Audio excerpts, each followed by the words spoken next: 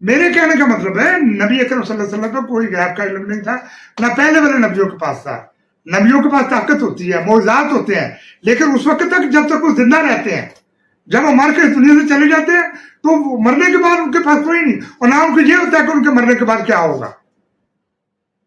دیکھیں جب تک وہ زندہ رہے انہوں نے 30 پارے قرآن دیا ہمیں، اس میں ایک آیت بھی ایسی نہیں ہے جو یہ اشارہ کر دے کہ عیسیٰ علیہ السلام سیدنا عیسیٰ دوبارہ دنیا میں آئیں گے یا امام مہدی کی حکومت ہوگی یا وہ آئیں گے، ایسا کوئی نہیں ہے۔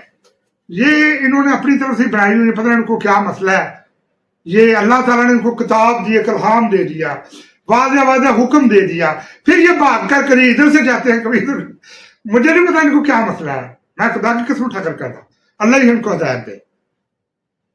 ابھی دیکھیں میں آپ کو تھوڑی سی سورہ آل عمران کی آیات پڑھ کر سنانا چاہتا ہوں کا ترجمہ۔ پھر یہ آیت کہہ رہی ہے قالت الملائکۃ یا مریم ان اللہ یبشرک بکلمات منہ اسمہ المسیح عیسیٰ ابن مریم وجیہا فی الدنیا والآخرۃ ومن المقربین۔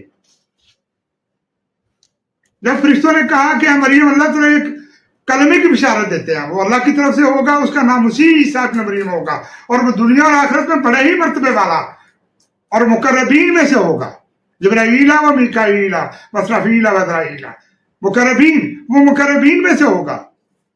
اللہ نے پہلے فیصلہ کر دیا۔ یہ جو اس بلاگ میں نے کہا تھا نا کہ نبیوں میں تفریق نہ کریں، یہ اس لیے کہ ہر نبی کا اپنا اپنا مقام ہے، سب مقربین ہیں، ہمارے نبی بھی اور ان سے پہلے جو نبی ہیں وہ تمام مقربین ہیں۔ اللہ ان کو اپنے قرب میں رکھے گا قیامت کے روز۔ ابھی یہ تو ہو گیا، یہ تو میں نے اس لیے آپ کو سنائی۔ آگے لکھا ہے رسول الی بنی اسرائیل انی قد جئتکم بآیات من ربکم انی اخلق لکم من طین کہیئۃ الطیر فانفخوا فیہ فیکون طیرا باذن اللہ۔ بے شک میں تمہارے لیے تمہارے پروردگار کی طرف سے ایک نشانی لے کر آیا، اور میں مٹی سے ایک پرندے جیسی چیز بناتا ہوں، اور پھر اس میں پھونک مارتی ہوں تو وہ اللہ کے حکم سے ایک پرندہ بن جاتی۔